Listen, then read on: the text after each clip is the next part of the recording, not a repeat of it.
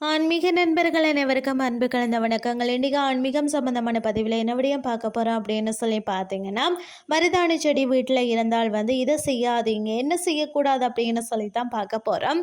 மகாலட்சுமியின் அம்சம் நிரம்பிய செடிகளில் ஒன்று மருதாணி செடியாக இருக்கிறதா. மாதுளை, நெல்லி, மல்லி, சாமந்தி, தாமரை, மருதாணி, துளசி ஆகியவைகள்லையும் லக்ஷ்மி கடாட்சம் நிரம்பியுள்ளது. அதாவது பார்த்தீங்கன்னா, இந்த செடிகளை எல்லாம் வீட்டில் வளர்ப்பவர்கள் எதிர்மறையான வார்த்தைகளை நீங்கள் பிரயோகிக்க கூடாது.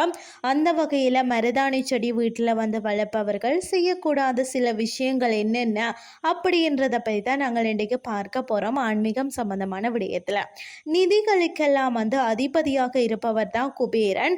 இந்த குபேரனுக்கு கூட நிதி சார்ந்த பிரச்சனை யாவற்றையும் இழந்த போதும் நெல்லி மரம் தான் பரிகாரணமாக அமைந்ததாம்.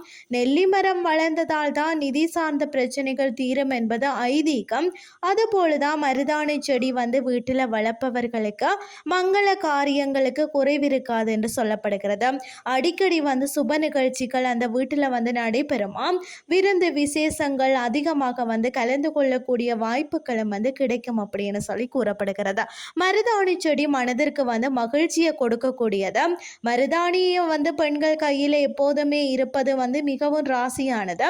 மருதாணி உடல் உஷ்ணத்தை தணித்து சரீரத்தை சுத்தம் செய்கிறது. இந்த மருதாணி செடியின் இலைகளில் பார்த்தீங்கன்னா மாலை 6 மணிக்கு மேல் அந்தி சாய்ந்த பிறகு யாருக்கெல்லாம் நீங்கள் தானம் செய்யக்கூடாது.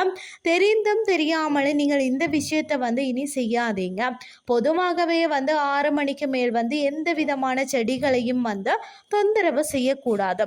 தொடுவதோ பறிப்பதோ கூடாது என்பது அந்த காலம் முதல் நம்மளுடைய முன்னோர்கள் சொல்லப்பட்டிருக்கிறது. அது மட்டும் இல்லாமல் பார்த்தீங்கன்னா, எந்த இலைகளை நீங்கள் பறிப்பதாக இருந்தாலும், காய் கனிகள் வேண்டுமானதாக இருந்தாலும் அந்தி சாய்வதற்கு முன்னரே நீங்கள் அதை பறித்து வைத்து கொள்ளுங்கள். அப்படி முன்கூட்டியே மருதாணி இலைகளை பறித்து வைத்திருந்தாலும் அந்தி சாய்ந்த பிறகு நீங்கள் தானம் கொடுக்காதீங்க. மேலும் மருதாணி இலைகளை யாராவது கேட்டாலோ இலவசமாக தானம் செய்யாதீர்கள். மருதாணி மகாலட்சுமியின் அம்சம் என்பதால் ஒருவரிடமிருந்து இன்னொருவருக்கு செல்லும் பொழுது சாஸ்திரத்திற்கு 1 ரூபாயாவது நாணயம் நீங்கள் பெற்றுக்கொள்ளுங்கள். அடுத்தது பார்த்தீங்கன்னா, வெள்ளிக்கிழமை செவ்வாய்க்கிழமைகளில் பணம் நகை வெளியில் செல்லக்கூடாது என்பது போல இது போன்ற விஷயங்களும் நம்மளுடைய வீட்டில் இருந்து வெளியே செல்லாமல் இருப்பது நல்லது.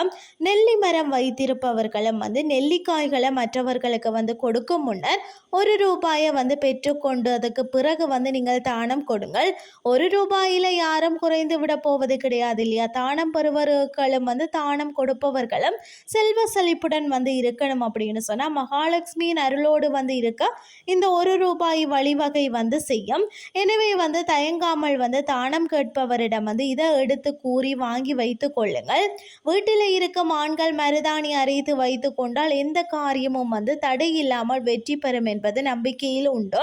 குறிப்பாக கால்களில் மருதாணி வைப்பது மிகவும் விசேஷமானது. காலில் மருதாணி இட்டுக்கொள்வதால் தரித்திரங்கள் ஒளியும் என்று சொல்லப்படுகிறது. நம்மை பிடித்த பீடைகளும் நம்மளை விட்டு செல்லும் என்று சொல்லப்படுகிறது. கால் வழியாகத்தான் சில வகையான திருஷ்டி தோஷங்கள், செய்வினைகள், ஏவல்கள், பாத சனியம் பிடிக்கிறது. எனவே பாதங்களை எப்பொழுதும் மருதாணியால் அலங்கரிக்க இது போன்ற பிரச்சனைகளிலிருந்து நம்மளை பாதுகாத்து கொண்டே இருக்கலாம் அப்படின்னு சொல்லி கூறிக்கொள்கிறேன். இன்றைய ஆன்மீகம் சார்ந்த பதிவில் மருதாணி செடியில் வீட்டில் இருந்தால் நம்ம என்னென்ன செய்யக்கூடாது, என்னென்ன செய்யணும் அப்படின்னு சொல்லி பார்த்துருந்தோம். இந்த ஆன்மீகம் சார்ந்த பதிவு உங்களுக்கும் பிரயோசனமாக அமைஞ்சிருக்கும். இதே மாதிரி இன்னும் மற்றும் ஒரு ஆன்மீகம் சார்ந்த பதிவோடு உங்களை சந்திக்கிறேன். நன்றி.